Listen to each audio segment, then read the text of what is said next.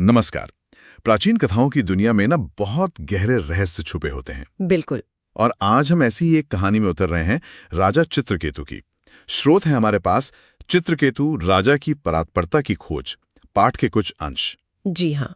और हमारा मकसद सिर्फ कहानी कहना नहीं है, बल्कि समझना है कि एक राजा जिसके पास सब कुछ था, वो कैसे चरम सुख से गहरे दुख में गया और फिर वहां से ज्ञान और वैराग्य तक कैसे पहुंचा। हाँ, इसमें मोह, दुख, कर्म, भक्ति, इन सब पर बात होगी। बिल्कुल। असलियत क्या है इस पे भी। और शुरुआत ही बड़ी अजीब है। शूरसेन देश के राजा चित्रकेतु, गुणी, शक्तिशाली, प्रजा का ध्यान रखने वाले, खूब पैसा, कई रानियां, कोई दुश्मन नहीं, सब कुछ तो था। हाँ, कहने को तो सब कुछ था। फिर भी अंदर से दुखी क्यों? वजह थी कि उनके कोई संतान नहीं थी। ये चिंता उन्हें खाई जा रही थी कि भाई मेरे बाद वंश कैसे चलेगा। अच्छा। और इसी दुख में डूबे हुए थे कि एक दिन अंगिरा ऋषि उनके यहाँ पधारे। हाँ, ये दिलचस्प मोड़ है। ऋषि तो आए थे तत्व ज्ञान देने, मतलब चीजों की असलियत बताने। जी। पर उन्होंने देखा कि राजा का मन तो कहीं और ही अटका है। पुत्र चाहिए उन्हें। तो क्या इसका मतलब है कि ज्ञान देने का भी सही वक्त होता है? बहुत सही सवाल है। बिल्कुल। ऋषि ने ये भांप लिया कि राजा अभी ज्ञान सुनने को तैयार नहीं है। उनकी इच्छा बहुत तीव्र है पुत्र के लिए। तो उन्होंने शायद सोचा कि जब तक ये खुद मोह और उसके टूटने का दुख नहीं झेलेंगे, तब तक असली वैराग्य, मतलब दुनिया से अलगाव, वो नहीं जागेगा। अच्छा, तो अनुभव पहले। हाँ, इसीलिए जब राजा ने प्रार्थना की तो ऋषि ने पुत्र के लिए एक यज्ञ किया, त्वष्टा देवता का। और यज्ञ के बाद जो प्रसाद दिया, उसके साथ एक भविष्यवाणी भी की। हाँ, यही तो।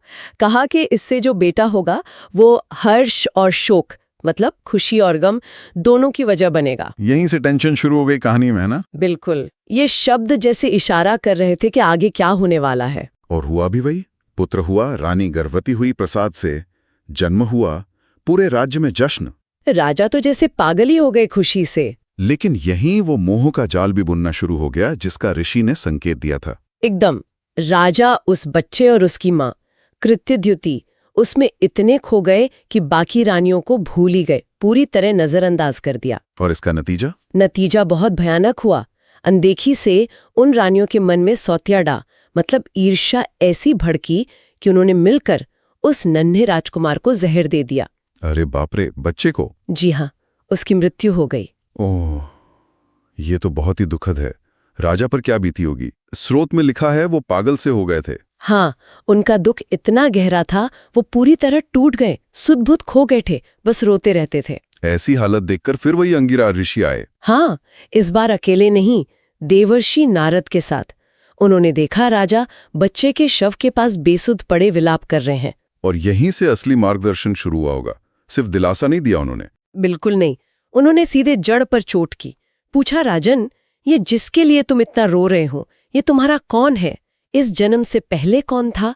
मरने के बाद कौन रहेगा? ये तो बड़े गहरे सवाल हैं, इंसान को हिला दें। बहुत गहरे। उन्होंने रिश्तों की सच्चाई समझाने के लिए एक मिसाल दी। जैसे नदी में रेत के कण, है ना? हाँ। पानी के बहाव से मिलते हैं फिर बिछड़ जाते हैं। वैसे ही कर्म और समय के बहाव में प्राणी मिलते हैं, अलग हो जाते हैं। पिता पुत्र, पति पत्नी, ये सब शरीर के रिश्ते हैं। और शरीर? शरीर तो नश्वर है, न जन्म से पहले था, न मरने के बाद रहेगा, बीच में दिखता है बस। तो फिर उसके जाने का शोक कैसा? इन बातों से राजा को कुछ होश आया होगा। हाँ, थोड़ा सोचने पर मजबूर हुए। उन्होंने ऋषियों से पूछा कि आप कौन हैं, और प्रार्थना की कि मुझे इस दुख से निकालिए, मुझे ज्ञान दीजिए। तब ऋषि ने बताया कि वो कौन है? जी, अंगिरा ऋषि ने कहा कि मैं पहले भी आया था ज्ञान देने, पर तब तुम्हारा मन पुत्र में अटका था। अब तुमने दुख भोग लिया है तो शायद तुम सुनने को तैयार हो। अच्छा।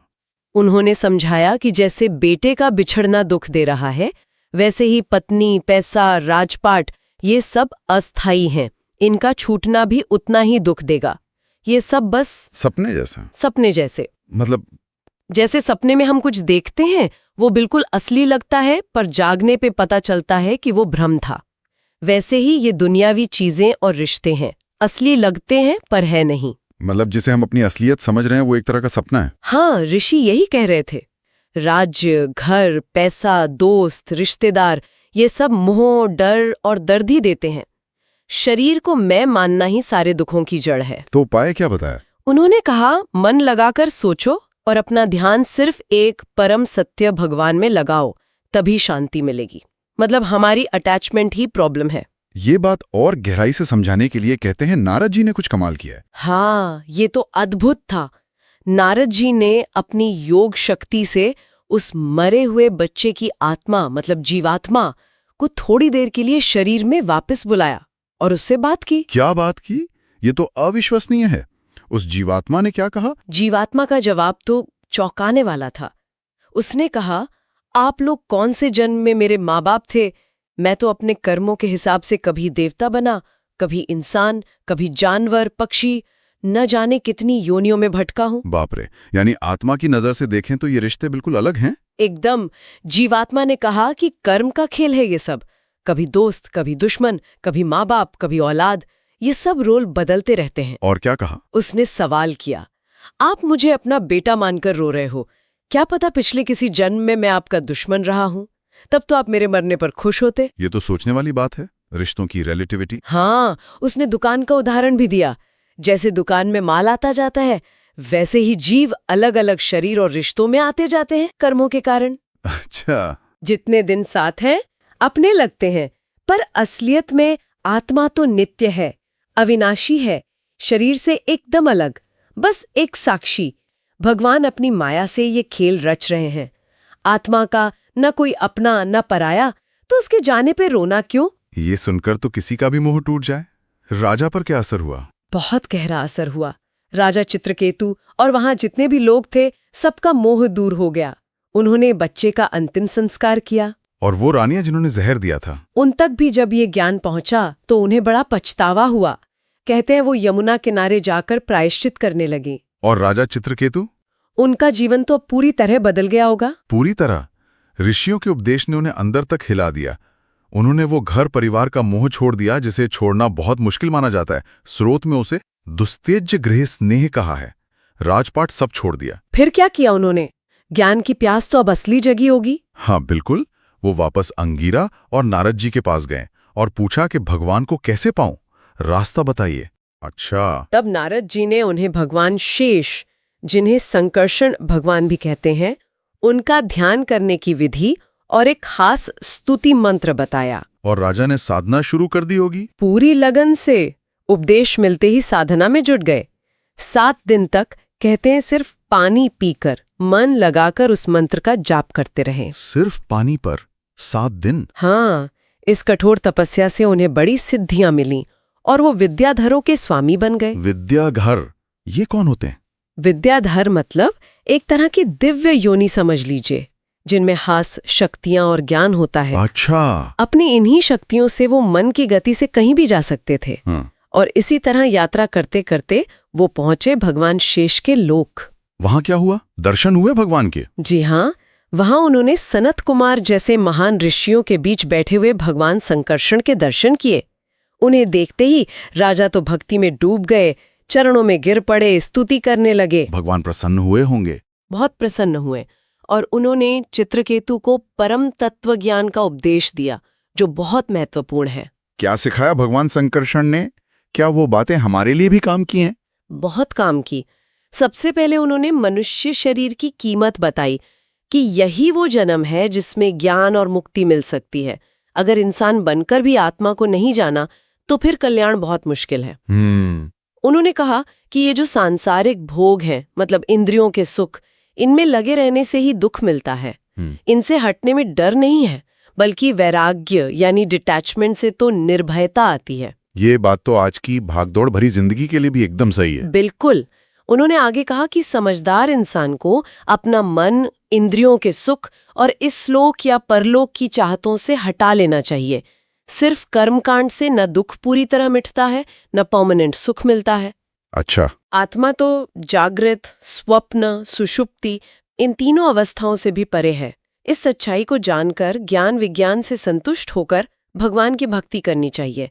और सबसे बड़ी बात ये जानना कि एक ही परमात्मा हर जगह हर समय है। यही परम सत्य है। इस ज्ञान को पाकर तो चित्रकेतु बिल्कुल बदल गए होंगे। बिल्कुल। भगवान उपदेश देकर अंतर्धान हो गए और चित्रकेतु वो अब द्वंद्वों से ऊपर उठ चुके थे। मतलब सुख दुख, मान अपमान, सर्दी गर्मी, इन सब से परे। समदर्शी। हाँ, समदर्शी हो गए थे। हर किसी को, हर हाल को एक समान देखने वाले। कोई इच्छा नहीं, कोई अहंकार नहीं, मन बस परमात्मा में लगा रहता था और अपने तपोबल से वो तीनों लोकों में कहीं भी घूम सकते थे। लेकिन कहानी यहाँ खत्म नहीं हुई, एक और ट्विस्ट आया। हाँ, एक बड़ा अप्रत्याशित मोड़। एक बार चित्रकेतु अपने विमान से उड़ रहे थे। नीचे कैलाश पर्वत पर देखा कि भगवान शिव मुनियों की सभा में बैठे हैं और माता पार्वती उनकी गोद में है। तो इसमें क्या जीव था? देखिए, चित्रकेतु अब इतने ज्ञानी और समदर्शी थे, फिर भी उन्हें शायद ये दृश्य भरी सभा में कुछ ठीक नहीं लगा। बाहरी आचरण को लेकर शायद कोई धारणा बची थी मन में। अच्छा। उन्होंने ऊंची आवाज में इसकी आलोचना कर दी। कुछ कठोर शब्द कह दिए शिवजी के लिए। अरे, शिव पार्वती की आलोचना, वो भी सबके सामने? फिर क्या हुआ? भगवान शिव तो चित्रकेतु के मन की बात और उनकी स्थिति जानते थे, वो तो बस मुस्कुरा दिए। पर माता पार्वती को गुस्सा आ गया। उन्हें गुस्सा क्यों आया? उन्हें लगा कि चित्रकेतु अविनीत हो गए हैं, मतलब विनम्रता भूल गए, मर्यादा तोड़ रहे हैं। इतने बड़े ज्ञानी होकर ऐसी बात। और गुस्से में पार्वती जी ने क्या किया? उन्होंने चित्रकेतु को श्राप दे दिया। तूने परम पूज्य भगवान शंकर का अपमान किया है, तू अब भगवान के भक्तों के पास रहने लायक नहीं। जा, पाप से भरी असुर योनि में जन्म ले। हे भगवान, इतना बड़ा ज्ञानी भक्त और उसे असुर बनने का श्राप! चित्रकेतु की क्या हालत हुई होगी?